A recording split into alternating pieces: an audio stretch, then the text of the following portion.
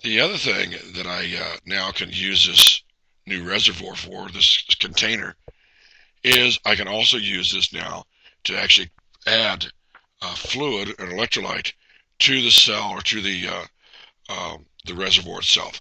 I can go ahead and measure and put my electrolyte in the tube. I can then connect it to the cell, or not to, I'm sorry, not to the cell, to the reservoir part of the bubbler, like so. And then again, I can go ahead and empty the contents of the uh, you know, my little dispenser into, and then shut it off. I can actually watch the water level come up and then shut everything down. Okay, so this is a nice little handy unit. Can be taken out to the vehicle and used as well. And the little shut-off valves are are great.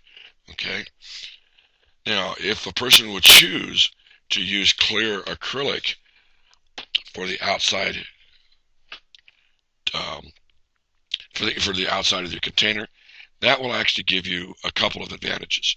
One, you can get away with actually buying and fitting these extra fittings for the level check, and then two, you can actually then add the same level check onto an inch and a half tube and put on the inside, and then you can actually see what the level is, and you can actually watch it.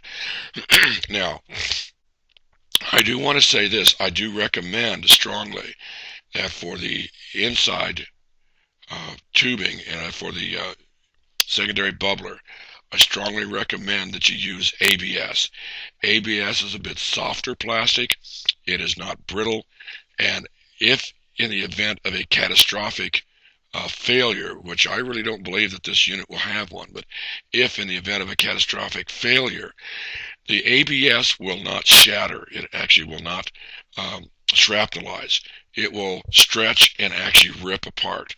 And if it does rip apart, the advantage of this situation is that you have it inside your electrolyte.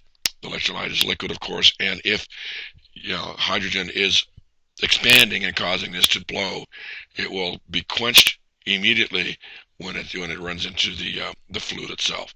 So I really don't recommend anything other than ABS for your secondary bubbler as a safety factor.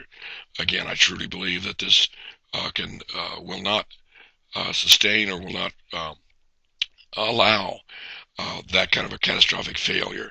But you know, I can obviously I can be wrong, and I will be testing that theory shortly. Um, okay, beyond that, I just want to say that I believe that the design is pretty much solid. I will mention that if in time I find that it can sustain hits and that are no good, I will probably add a pop-off valve by coming out with a 90 and add a pop-off valve here, because this top portion is where the gas is going to be stored, if you want to call it that. It's actually going to rise to here and then come through. This will come through one side and down the other into the secondary bubbler and then back up. But there will be gas collected here.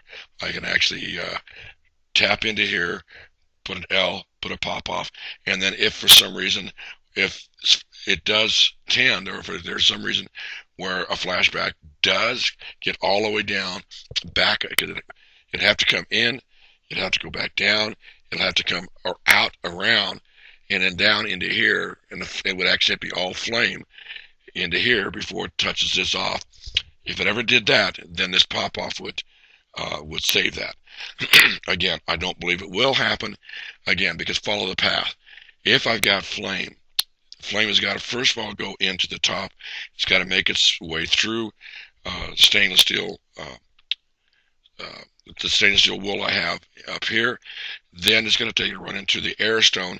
It'll run into a little bit more stainless steel.